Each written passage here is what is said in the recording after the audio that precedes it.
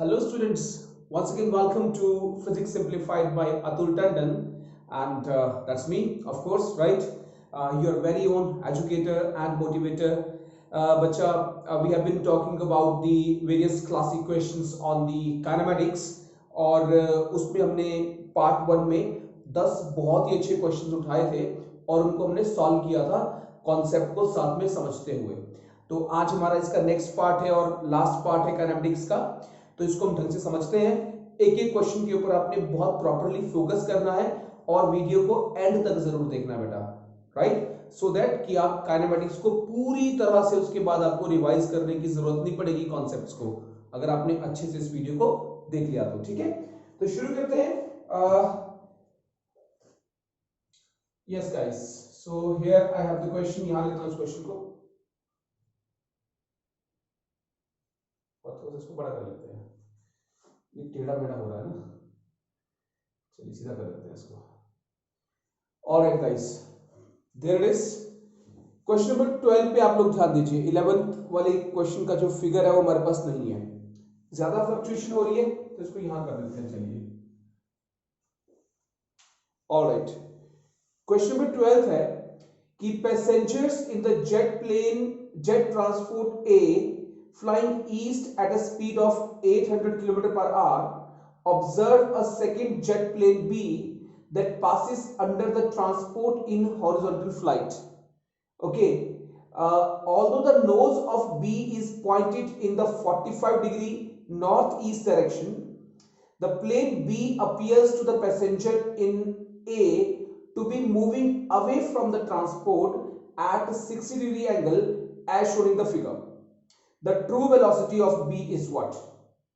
Okay जी, options है 586, 400 root 2, 717 km per hour and 400 km per hour. Okay, I hope you guys have read the question. Okay जी, तो मैं इस question को यहाँ पे ड्रॉ कर देता हूँ बेटा प्रॉपर तरीके से। Okay, let me draw this question over here.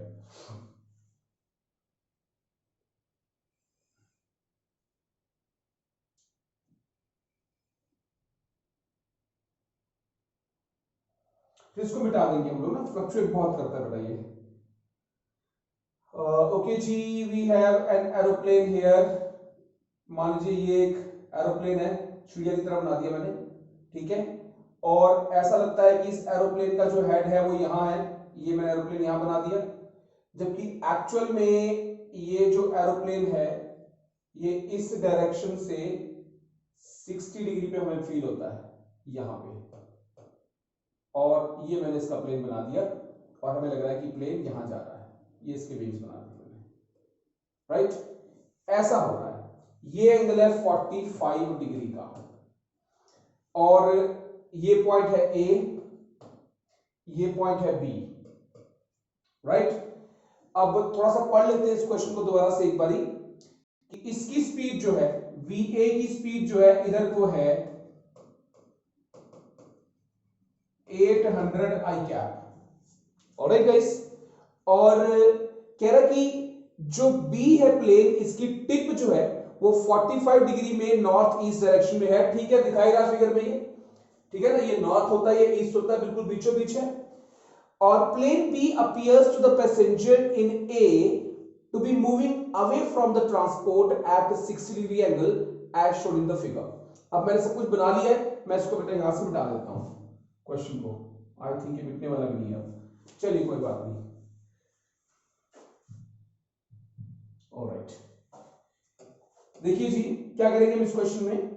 बड़ी इंटरेस्टिंग सी बात इस क्वेश्चन में ये है बेटा, अगर आप ध्यान दें, प्लेन जो ये ए वाला है, ये ए वाला प्लेन जा रहा है अपने रास्ते, कोई दिक्कत नहीं है।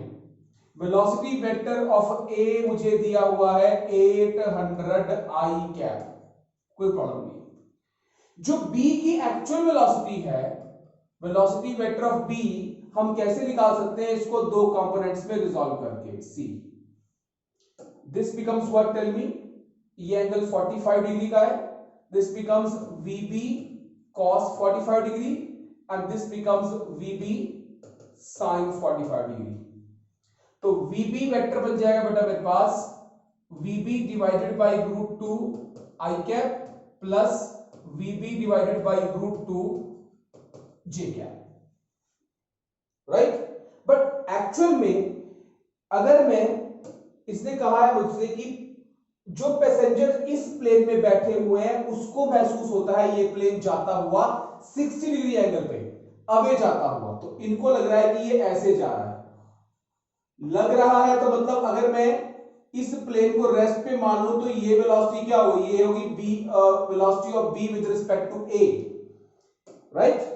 ये सेट कॉन्सेप्ट पढ़ा ही होगा आप लोगों ने, मैंने वैसे रिलेटिव वेलोसिटी पूरा करवाया है आप लोगों को। ये आ गया अपना एंगल 60 डिग्री का और ये आ गया इधर को। तो जो बंदे इस प्लेन में बैठे हुए हैं इस प्लेन में, उनको क्या वेलोसिटी फील हो रही है इसकी, उनको फील हो रही है minus VBA cos 60 I cap, और ये फील हो रही है VBA sin 60 J कैप। तो एक काम करते हैं यहां पे हम लोग VBA वेक्टर की वैल्यू भी लिख देते हैं बेटा।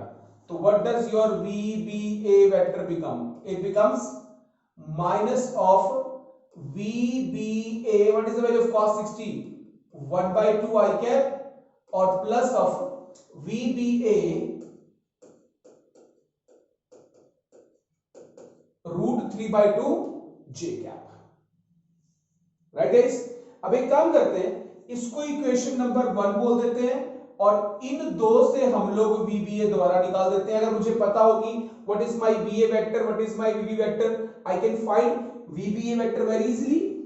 सो VBA वेक्टर इवेंचुअली बिकम्स, बोलिए क्या, VB vector minus of VA vector. एक तो मैंने VBA वेक्टर निकाला जो मुझे फीलिंग बताई कि ए को रेस्ट पे मानो तो ये यहां जा रहा है, एक मैंने निकाला VBA वेक्टर की जो मुझे पता है कि VB वेक्टर की वैल्यू पता है और मुझे VA वेक्टर की वैल्यू भी बेटा पता है। दो अलग अलग कहानियों को मैं डील कर रहा है बेटा। सो VBA वेक्टर आ जाएगा, व्हाट इज VB वेक्टर बताइए, VB divided by √2 I cap plus VB divided by √2 J cap minus 800 I cap. So this becomes eventually VB divided by √2 minus 800 I cap plus VB divided by √2 J cap। इसको बोल दो आप equation number 2। Equation number 1 भी VBA है, ध्यान दीजिए, और equation number 2 भी क्या है बोलो, VBA वेक्टर है। तो क्या मैं एक चीज यहां से बोल सकता हूं बेटा कि जो ये इसका कोएफिशिएंट है और जो ये इसका कोएफिशिएंट है ये क्या होने चाहिए, बराबर होने चाहिए। इक्वल वेक्टर्स की हमने एक पहचान पढ़ी कि दो वेक्टर्स को इक्वल वेक्टर्स तब कहा जाता है अगर उनके कोएफिशिएंट्स बराबर हो। तो इसका जो आई कैप के साथ लगा हुआ है वो इसका आई कैप के साथ होना चाहिए, जो इसका लगा है जे कैप के साथ वो होना चाहिए उसका जे कैप के साथ।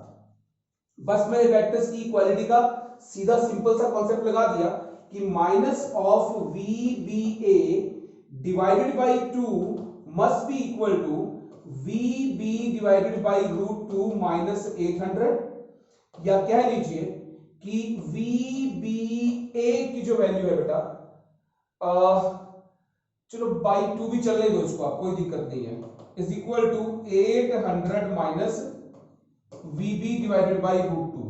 थोड़ा इसको भी ठीक कर लेता हूं प्रॉपर, ये बन जाएगा 800 √2 माइनस VB डिवाइडेड बाई √2। क्या किया मैंने, एक तो ये माइनस साइन को इधर ले गया या इसको इधर ले गया, फिर साथ में एलसीएम भी ले लिया बेटा मैंने, ये बन गई इक्वेशन नंबर मेरे पास 3।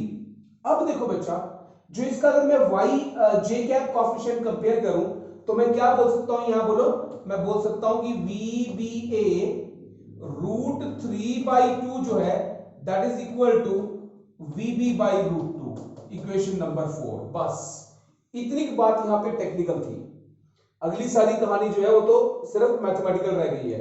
इनको डिवाइड कर देते हैं, मुझे चाहिए VB, मुझे VB नहीं चाहिए, डिवाइड करने पे VB वैसे खत्म हो जाएगा, तो 3/4 कर लेते हैं। 3 डिवाइडेड बाई 4 जब करेंगे बेटा हम लोग तो मुझे मिल जाएगा बेटा, क्या बोलो, VBA divided by 2 into 2 divided by VBA √3 is equal to 800 √2 minus VB divided by √2 into √2 by VB. बोलो, कुछ नहीं किया, उल्टा कर दिया इसको मैंने। अब बोलो क्या क्या यहां से खत्म हो गया, वीबीए से वीबीए, 2 से 2, इस √2 से इस √2, बाकी कुछ नहीं खत्म हुआ, राइट। अब ये आया मेरे पास यहां वीबी, ये √3 गया वहां पे, √3 इंटू 800 √2 माइनस वीबी बन गया। ये मुझे चाहिए वीबी, तो क्या करें, VB is equal to 800 √6 minus √3 VB, right. और एक काम कर सकते हैं, इसको आप लिख सकते हैं बेटा क्या, इसको यहां ले आओ, 1 plus √3 V B is equal to 800 into √2 into √3, ऐसे कर लो चाहे, अगर आपको वैल्यूज नहीं पता है तो। सो वीबी की वैल्यू मेरे पास बन जाएगी बेटा 800 into 1.414 into 1.732 divided by 2.732, because √3 होता है 1.7। जो इसकी वैल्यू आएगी वही हमारा वीबी का आंसर होगा, और ये मैंने कैलकुलेट कर रखी है, तो it comes out to be 717 kilometre per hour. So this makes a very important question in kinematics. So please take a screenshot. Classic question of relative velocity, right? You guys can take a screenshot. Okay, ji. Let us move on to the next question.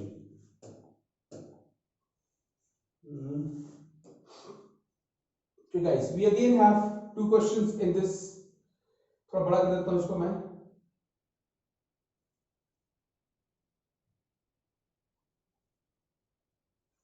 Okay जी, पहले पढ़ लेते हैं इनको आराम से पीछे होके। A car accelerates from rest at a constant rate alpha for some time, after which it deaccelerates at the constant rate beta and comes to rest. Okay जी, if the total time elapsed is t, then the maximum velocity acquired by the car is, car ने कितनी maximum velocity acquire की होगी, पहले ये accelerate की, फिर ये डीएक्सेलरेट की, और ऑब्वियसली अगर एक्सेलरेट की होगी तो किसी स्पीड तक पहुंची होगी, उसके बाद ही इसकी स्पीड कम हुई होगी बेटा। तो थोड़ा इसको हम छोटा कर देते हैं ताकि स्पेस हमें मिल जाए क्वेश्चन को सॉल्व करने के लिए। ओके जी, देखिए क्वेश्चन हमने समझ लिया है, वहां देखने की जरूरत नहीं है, चाहो तो इसको आप लो, जितनी देर में इसको मैंने मिटाना होता है स्टिल हो जाता है। देखिए जी बेटा, अगर आपको वेलोसिटी टाइम ग्राफ का तरीका पता है, याद है, ये टाइम है, इधर अपने पास वेलोसिटी है, अगर कोई कार एक्सेलरेट कर रही है तो इसकी अल्फा एक्सेलरेशन है, तो इसका वेलोसिटी टाइम ग्राफ ये होगा, और ये अपनी मैक्सिमम वेलोसिटी यहां तक पहुंचने के बाद, this is V maximum, decelerate की at a different rate beta, यहां बीटा रेट है अपने पास, यहां पे टाइम t इक्वल टू 0 है, मान लीजिए कि ये t1 टाइम तक एक्सेलरेट की, और मान लीजिए कि यहां पे टाइम बीत गया है हमारे पास t, राइट।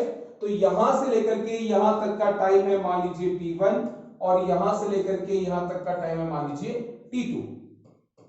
बड़ी सिंपल सिंपल सी बातें कर रहा हूं अभी मैं, ठीक है जी। अब देखिए बच्चे क्या होता है ऐसे क्वेश्चंस में, जब कार की स्पीड बड़ी होगी, 0 से v मैक्सिमम तक पहुंची होगी, कांस्टेंट रेट अल्फा ये पे एक्सेलरेट कर रही है, इसका स्लोप जो होता है वो ऑब्वियसली बताता है हमारे को कि इसकी एक्सेलरेशन क्या है, और इसका स्लोप थोड़ा सा कम है, राइट। इसने ज्यादा टाइम लिया है अपनी स्पीड को मैक्सिमम से 0 बनाने के लिए, तो वो तो कोई भी ले लो आप, चाहे इसको ज्यादा लो इसको कम लो, कोई दिक्कत नहीं है, क्योंकि हमने बताया नहीं गया what is alpha what is beta. लेकिन एक बात तय है कि v is equal to u plus at होता है, बोलो सही गलत, ठीक है ना। और v अगर मैं पहले के केस में देखूं फॉर एक्सेलरेशन, अगर मैं एक्सेलरेशन वाले केस की बात करूं तो मेरी फाइनल वेलोसिटी होगी v मैक्सिमम, इनिशियल वेलोसिटी है 0, माय एक्सेलरेशन इज अल्फा, और ऐसा घटित हो रहा है t1 टाइम के लिए। और अगर मैं दूसरे वाले केस की बात करूं, या यहां से काम कर लेते हैं, पहले t1 की वैल्यू निकाल लेते हैं, इसकी जरूरत पड़ेगी आगे हमें, which implies t1 is equal to vm divided by alpha, equation number 2। अब अगर मैं डीएक्सेलरेशन की बात करूं for the case of deceleration, बेटा जी एक बात बताइए मुझे आप लोग, what is my final velocity, v is equal to u plus at, यहां भी इस्तेमाल करने की कोशिश कर रहा हूं। What is my final velocity 0, what is my initial velocity v maximum, because जब यहां से लेकर के यहां तक का टाइम t2 है, मैंने काउंटिंग यहां शुरू की टाइम की, और यहां से यहां पहुंचते इसकी स्पीड मैक्सिमम से 0 बन गई है, और इसका डीके रेट क्या है, मतलब ये किस रेट पे इसकी स्पीड कम हो रही है, वो है माइनस बीटा बोलेंगे इससे हम लोग, राइट। तो यहां से मुझे बताओ ये Vm जब यहां आएगा तो ये बन जाएगा Vm is equal to beta T2, agree और नॉट, ये इसको यहां ले आओ, तो what is T2 is equal to, बोलो, it is Vm divided by beta, इसको बोलता हूं equation number 3। Now we have two equations, एक T1 की एक T2 की, और T1 plus T2 total time elapsed है, इसमें खुद का है, राइट। T1 प्लस T2 क्या है, बोलो, it is total time elapsed T, तो सीधा करते हैं, इनको ऐड कर देते हैं, और ये मुझे गिवन है क्वेश्चन के अंदर, सो T1 प्लस T2 बिकम्स, ये है मुझे given, this becomes Vm upon alpha plus Vm upon beta, so T becomes equal to, नीचे आ गया एलसीएम अल्फा बीटा, ऊपर आ गया अल्फा प्लस बीटा, यहां आ गया Vm, so what does V maximum becomes equal to alpha beta upon alpha plus beta into t, that becomes the maximum value of the velocity. Please guys take a screenshot and then let us move on to the next question. Great. Okay ji,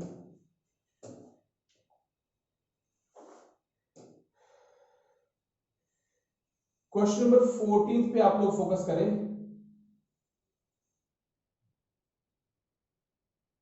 okay जी, देखिए पढ़े पहले question क्या है।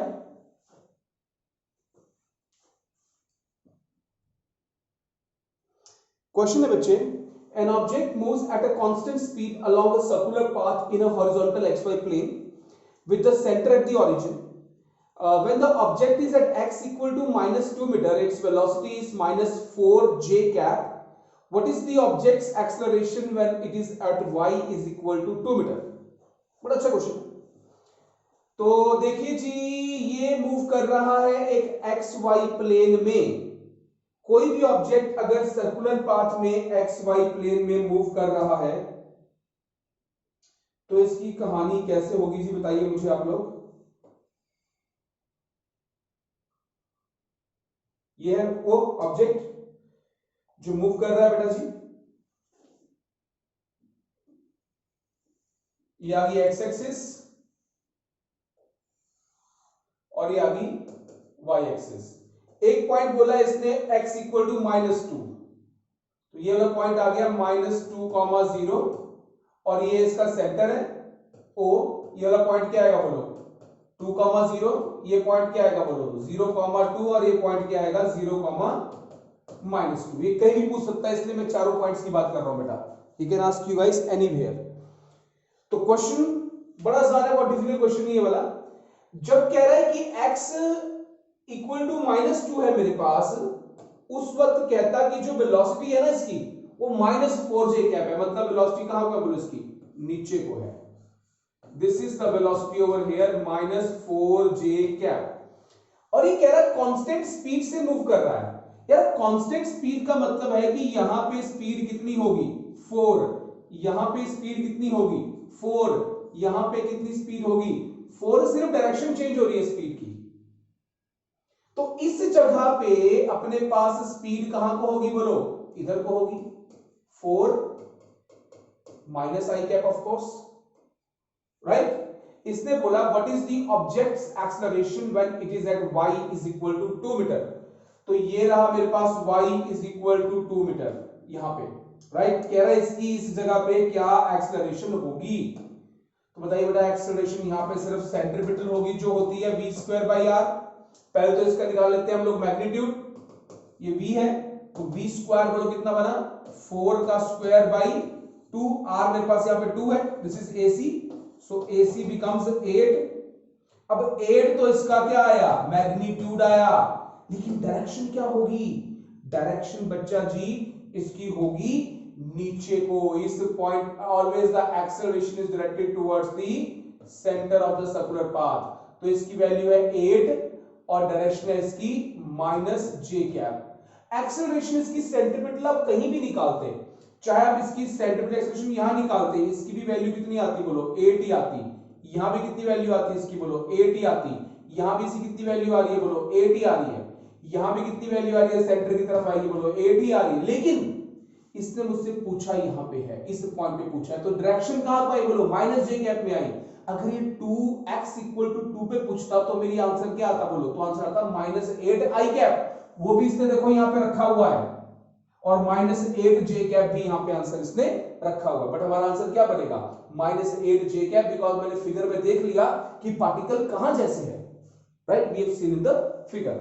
सो please take a screenshot और हम चलते हैं अगली समस्या की ओर। ये समस्या नहीं है, ये जिंदगी है जिसमें आपका जीवन बदलना है। ये वैसी समस्याएं हैं। 14th हो गया, 15th हो गया I guess, and 8, 9, 15th।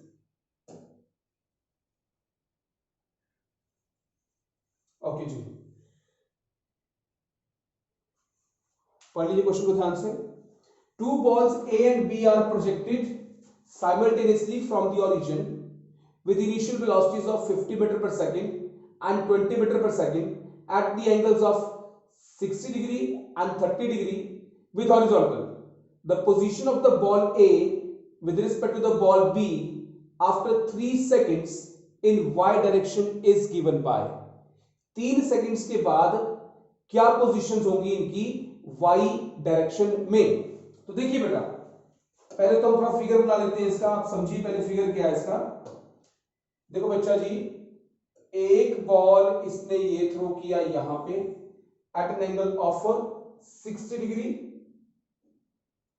60 degree में फेंका इसने with what speed tell me, 50 metre पर second with at what angle tell me, 60 degree. और दूसरा बॉल फेंका इसने at an angle of 30 degree with what speed tell me, 30 metre पर second नहीं 20 मीटर पर सेकंड। ये दो कहानियां होगी इसमें।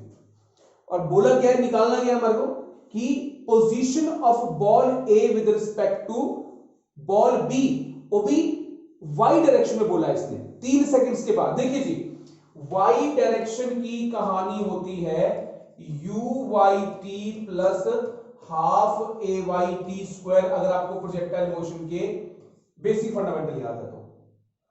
और y डायरेक्शन में हम बोल देते हैं इसको U sin θt minus half GT²। इसका मतलब ये चीज मैंने निकालनी है A पार्टिकल के लिए भी, और यही चीज निकालनी है मैंने, ये पार्टिकल A की कहानी है, ये पार्टिकल B की कहानी है। पार्टिकल A के लिए मैंने ये बात करनी है और पार्टिकल B के लिए मैंने बेटा सेम टू सेम बात करनी है। तो बताइए व्हाट इज YA।